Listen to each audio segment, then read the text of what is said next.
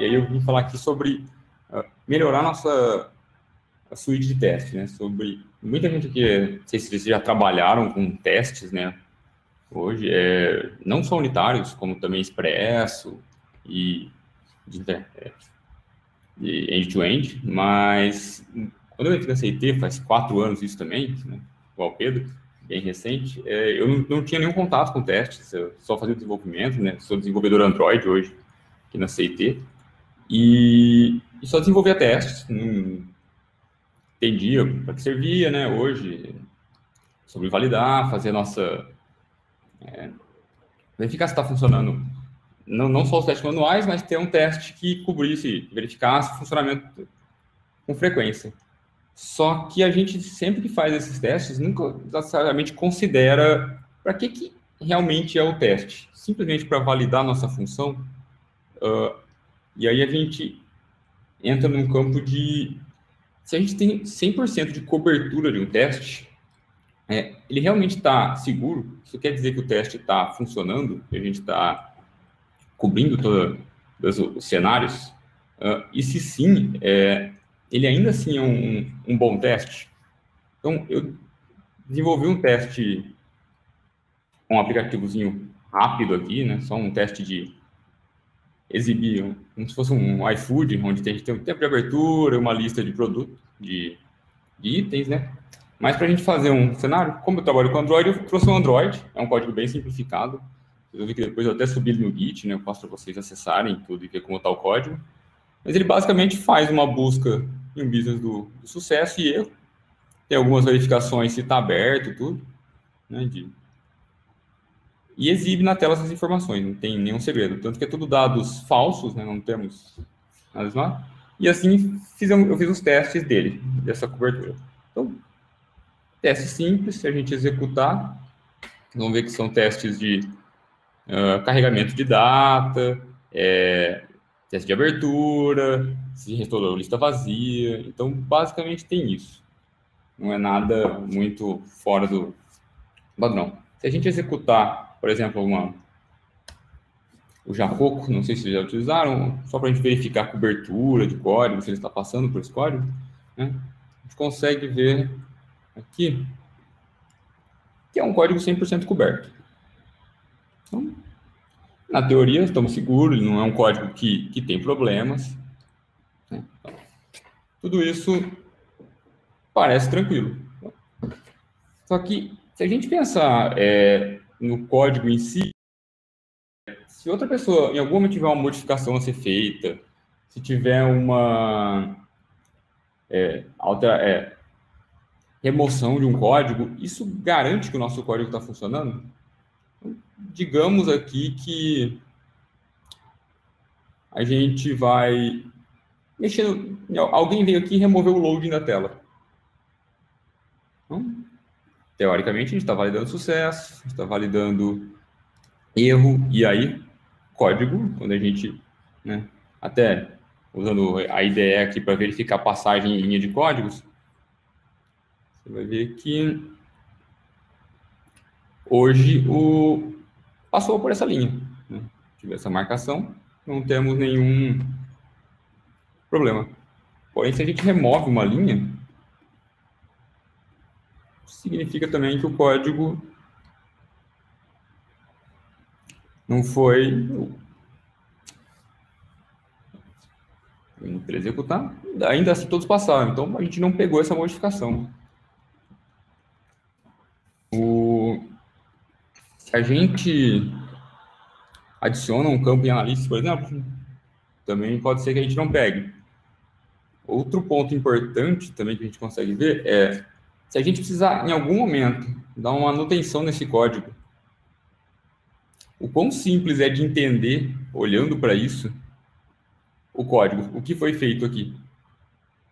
Independente da linguagem, sei que aqui é Android, né? Se você não tem um conhecimento, também dificulta um pouco, mas não parece um código muito amigável de se mexer. Então, alguns pontos de objetivo que a gente tem que olhar para testes, não só sobre ele cobrir teste, se ele tem um padrão bem definido, para ter uma melhor eficiência, como a gente comentou, uma melhor legibilidade, e uma melhor manutenabilidade também, né?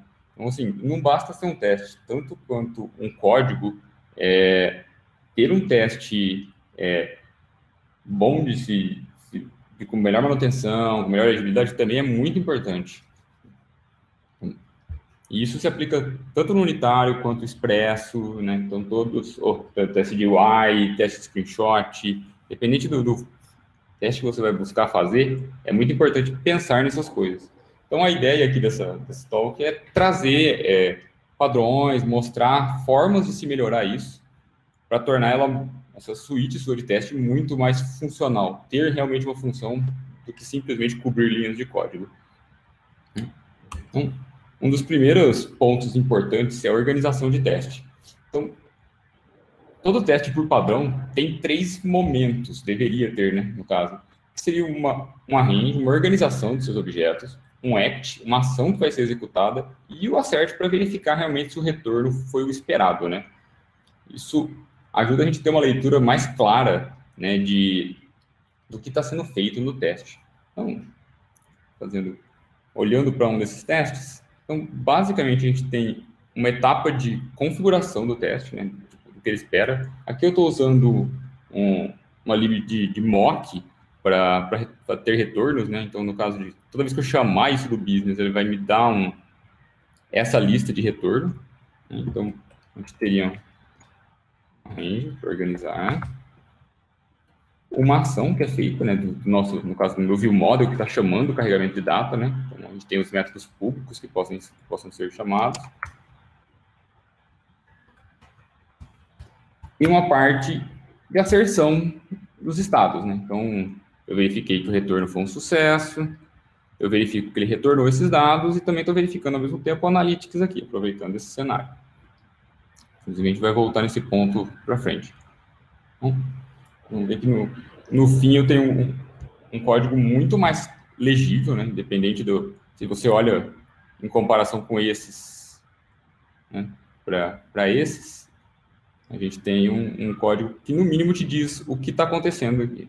Então, qual que é o primeiro ponto, qual que é o cenário que você precisa, quais as ações que você toma e qual o resultado que você espera, né?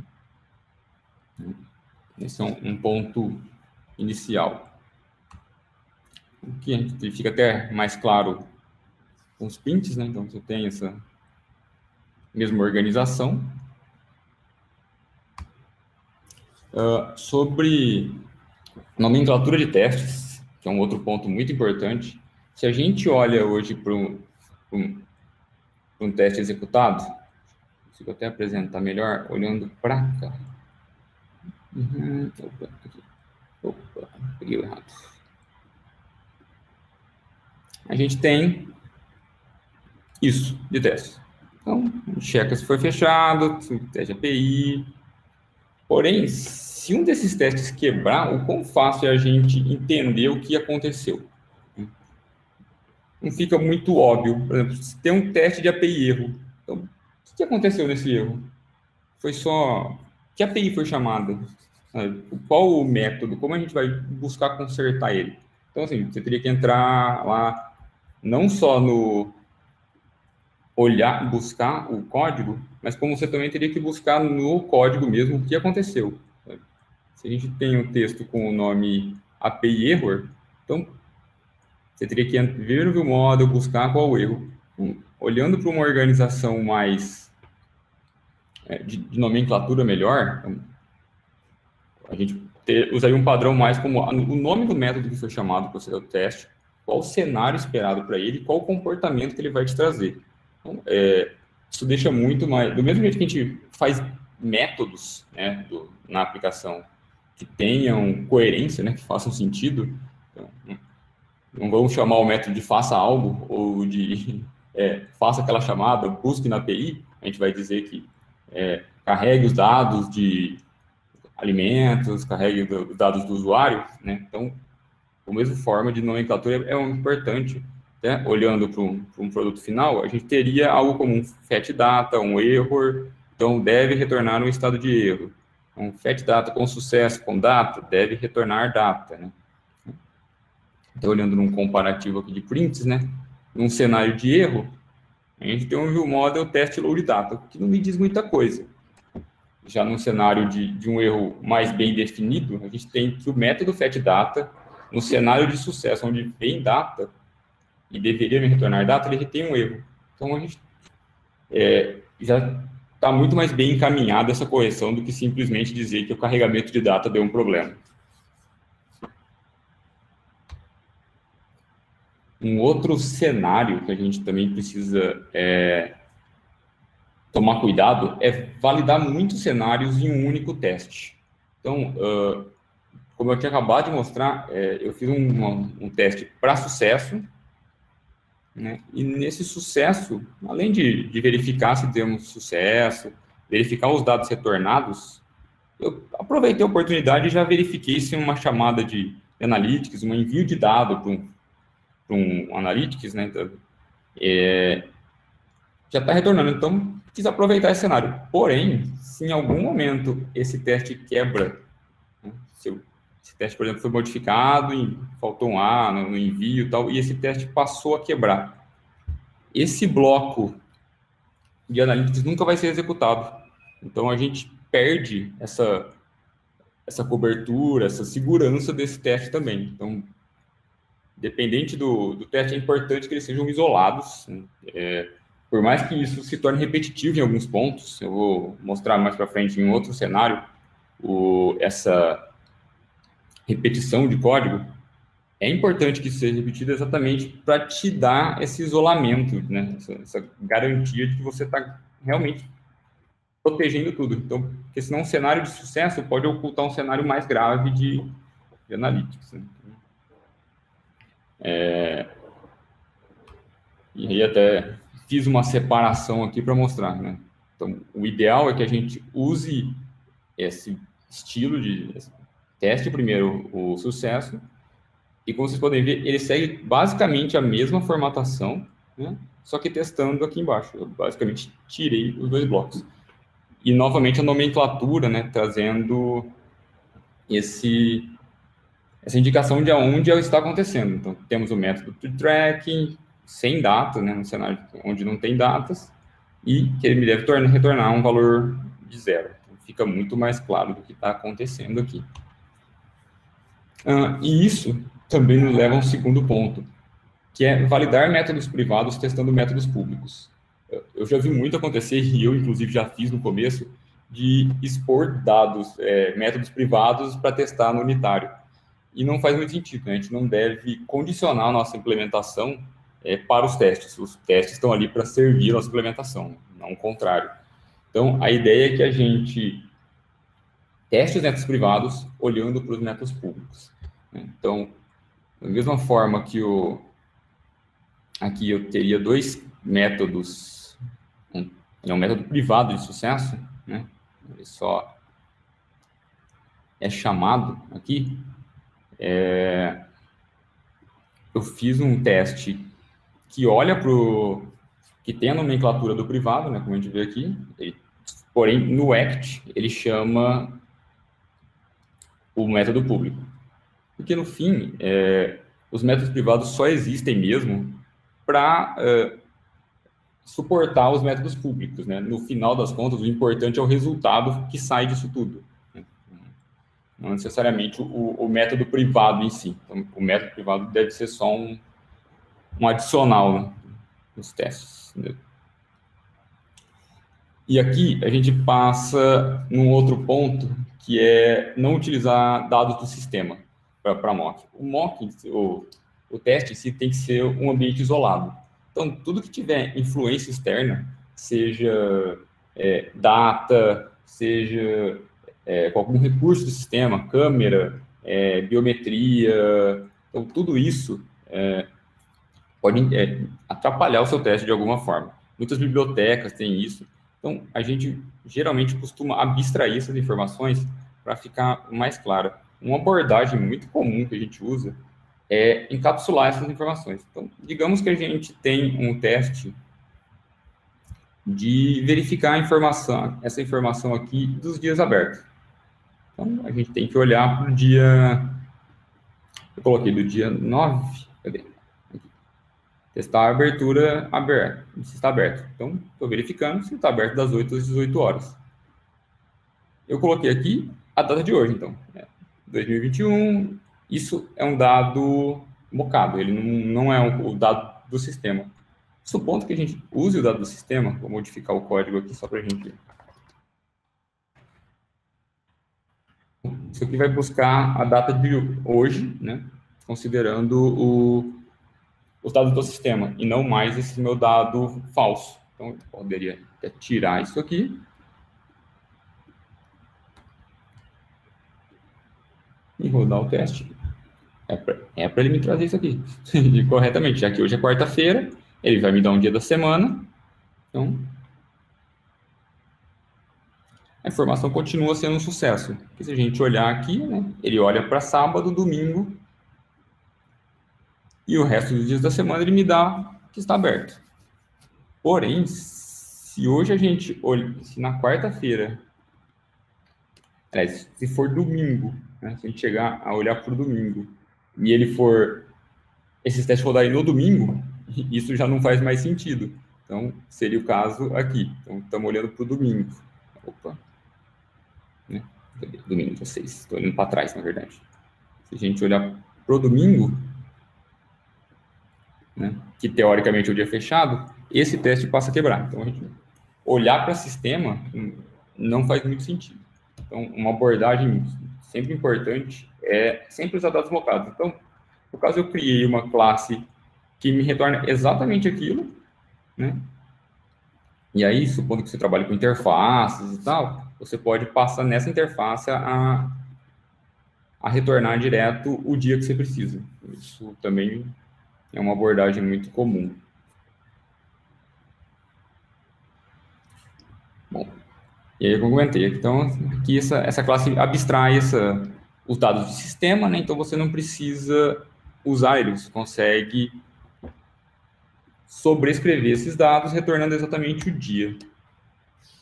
Outro ponto importante também, inclusive eu acho que faltou esse slide, mas que até pode ficar claro nesse aqui, que é evitar strings, números mágicos e tudo que não deixe claro o que está acontecendo, né, no cenário. Então, olhando aqui para esse teste mesmo de abertura, como a gente falou, apesar dele estar dizendo que está calculando, que tem o calendário, a gente está ajustando o calendário, fazendo as chamadas, ele não deixa muito claro o que eu quis dizer com isso. Que dia da semana eu estou fazendo um teste aqui? Não é muito óbvio. Então, a gente tem geralmente duas abordagens muito mais fáceis. Eu vou até utilizar local, mas geralmente a gente usa constantes para isso. Mas um ponto que a gente consegue pôr é, por exemplo, que a gente precisa...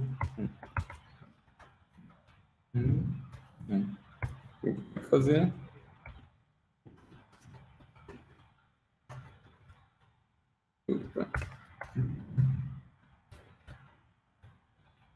Geralmente a gente criaria constantes e coloca aqui. Então, olhando para... ele vai reclamar por causa do... Mas isso deixa muito mais claro o que a gente está fazendo. Então, deixa eu até tirar ele para constante para ficar mais fácil.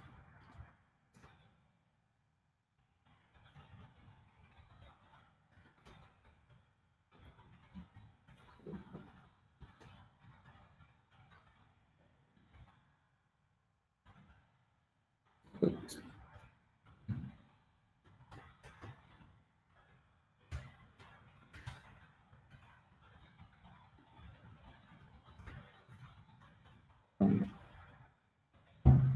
a gente teria muito mais claro o que a gente está fazendo aqui. E aí, uma abordagem que fica até mais, digamos, mais clara do que a gente vai fazer, é separar isso para métodos que digam exatamente o que a gente está fazendo. Então, a gente pode ter um método aqui.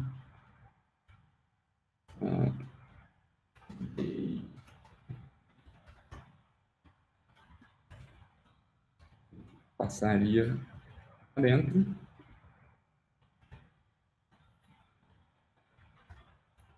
a gente passa a ter muito mais claro o que o teste tem feito. Então, ele moca o dia na quarta-feira, faz a ação e te retorna o estado. Então, essa abordagem costuma ser muito mais clara do que a gente está fazendo. E isso se aplica a todos, né? Então, isso aqui para um sábado, isso aqui para um domingo, seria a mesma ideia.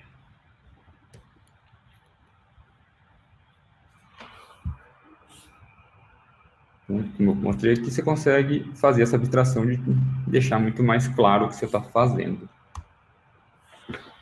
Outro ponto importante também é usar método de setup, né? Então, nem toda tecnologia usa essa abordagem, mas aqui no Android a gente tem, geralmente, uma classe setup inicial, né? Então, ela configura o que vai acontecer, a classe que você vai atuar, e aí, geralmente, se você pensar que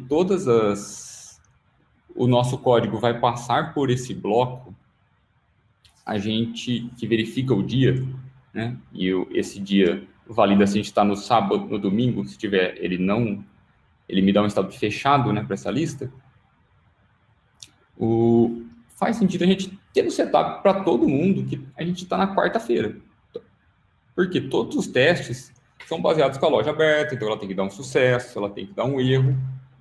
Então, tudo bem, isso é tranquilo. Porém, quando a gente chega em um cenário que a gente tem que fazer o fechado, a gente tem que sobrescrever isso. E aí fica estranho, porque se em algum momento se remove isso, o teste, você não vai saber porque o teste quebrou. Ou então, aqui em momento algum fala. Então, se alguém modifica o dia aqui para domingo, ou se alguém remove esse código, esse teste passa a quebrar e você nunca vai saber exatamente o porquê.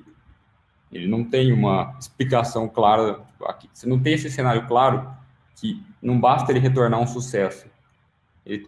Não necessariamente nesse caso, porque eu deixei o dia errado, porque a gente está na quarta-feira, né? Mas se você está no dia errado, ele tende a quebrar. Então, a ideia é que a gente tenha, em todos os testes, essa configuração, né? Deixa eu até mostrar, fica mais claro aqui. Então, aquele código de lá passa a ser usado aqui. Então, um mock com sucesso e aqui na quarta-feira. Então, cada teste diz claramente o que ele precisa de pré-condição para funcionar. Não é simplesmente entender. Porque quem faz o código entende isso, mas quem estiver utilizando, dando manutenção depois, vai ter muito mais dificuldade.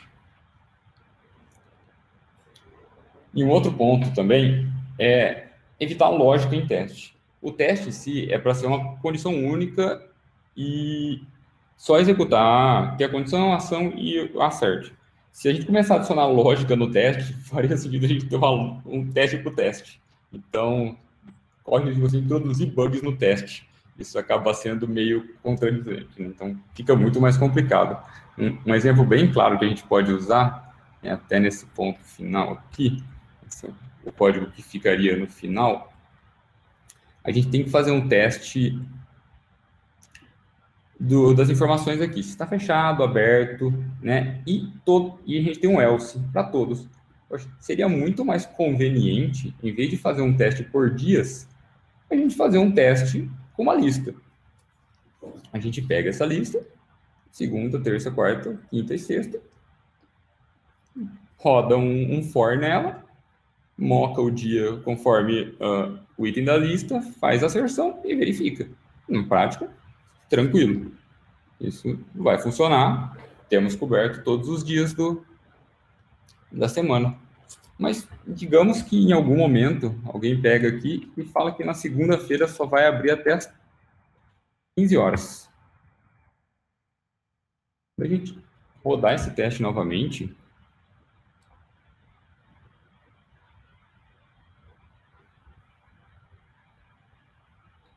ele passou a quebrar.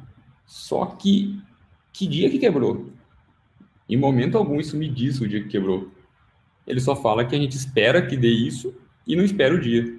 Então, você seria obrigado a debugar, parar o código e verificar em que dia que a gente teve um problema. Então, você precisaria de de uma lógica para verificar o teste. Então, não é simplesmente vir e corrigir, você tem que investigar o teste ainda. Então, é muito mais complexo ter essa lógica. Então, o recomendado...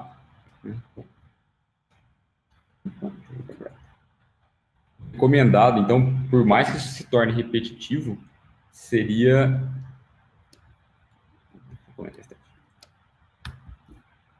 validar dia a dia. Então, uma quinta-feira, uma segunda-feira, ou uma sexta-feira. Então, quando você roda a sua suíte sem aquele teste, sem aquele for,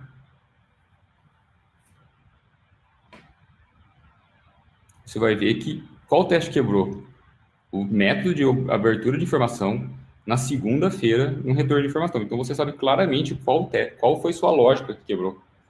Então, é muito mais simples e aí você não precisa nem executar. Quando você tiver esse report na CI rodando, né, que entrega essa listagem, é muito mais simples você olhar para a segunda-feira que quebrou. Então, é muito mais rápido de corrigir, inclusive. Então, essa seria uma abordagem que eu mostrei muito mais clara do que está fazendo, né? E aí, algumas boas práticas, melhor, também se for entrar muito a fundo, a gente vai gastar muito tempo, é não evitar inserções desnecessárias, né? Então, do mesmo jeito que a gente viu que fazer muitos acertos é ruim, se a gente fizer algum cenário que não precisa, por exemplo, a gente verificou aqui os dias, né? Usando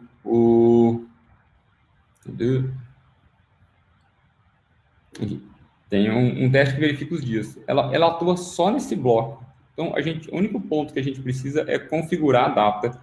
E a gente coloca um retorno de sucesso aqui. Isso não precisa muito...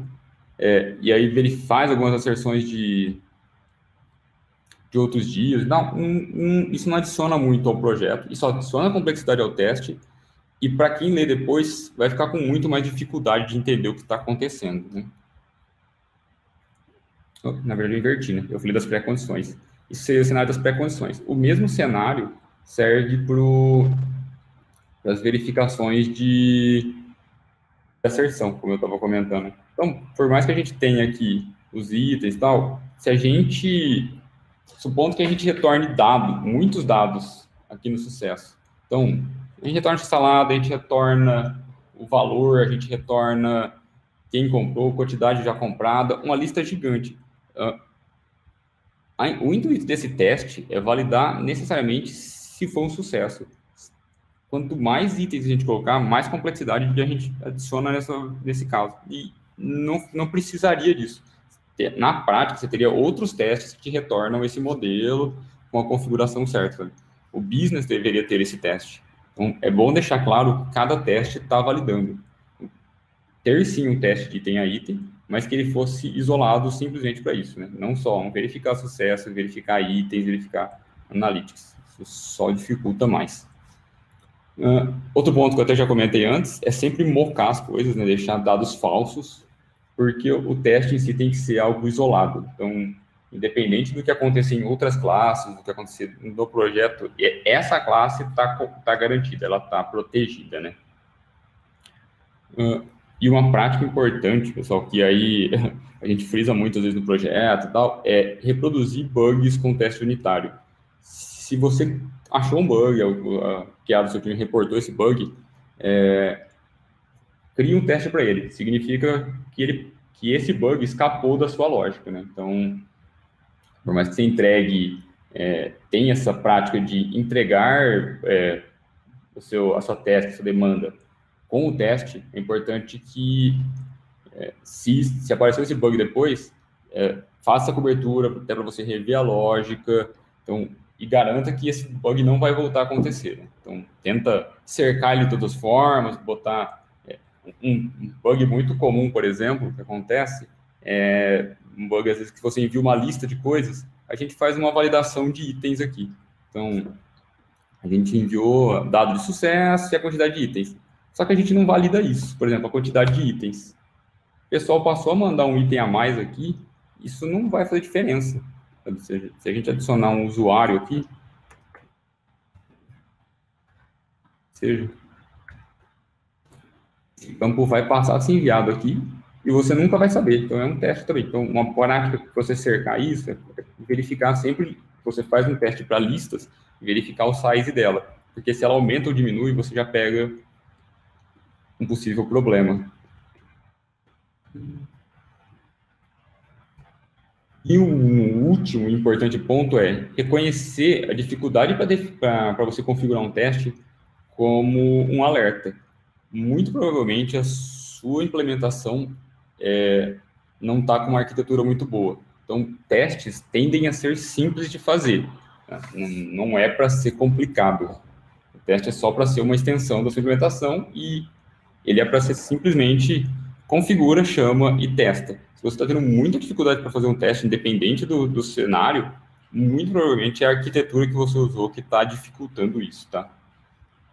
E aí, pessoal, um ponto, né, para concluir, é que, no fim, o teste é uma documentação das regras do sistema.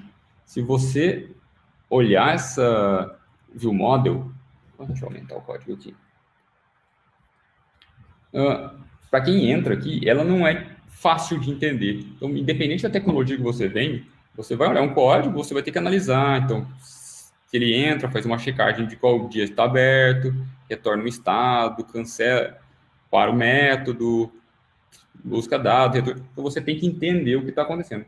Quando você olha para uma suíte de teste bem descrita, então, o que essa classe faz? Então, no fetch data, ele busca com sucesso e deve retornar os dados.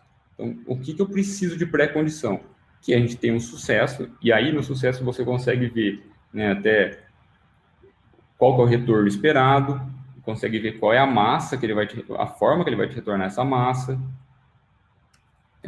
Então, o que mais ele precisa? Estar na quarta-feira, por exemplo, e aí o que ele te retorna de cada cenário. Então, se é um sucesso, qual é os dados que ele retorna.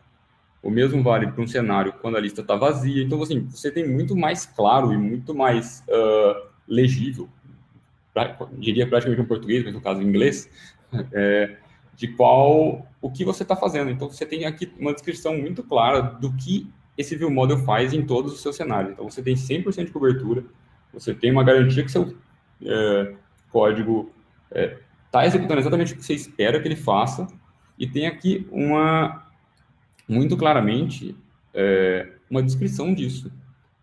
Já tive muitos cenários onde você precisaria implementar um analytics ou algo do tipo, e você não tinha nenhuma documentação que te dizia isso. Porém, quando você faz um teste, você tem muito claro que, num sucesso, você tem que mandar para o analytics, né, um campo de sucesso, um campo quantidade, então são 2 itens.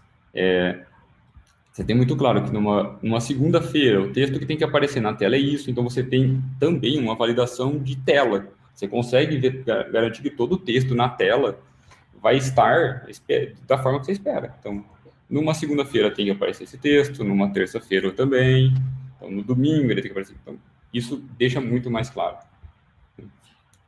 E, pessoal, é isso, sabe? Eu quis até reduzir um pouco, deu uma encurtada, mas eu deixei o Git desse código aberto, então vou pedir para a Thaís compartilhar até a apresentação, né? Então esse link está na apresentação, mas é só acessar e pegar, gente, lá, e é isso.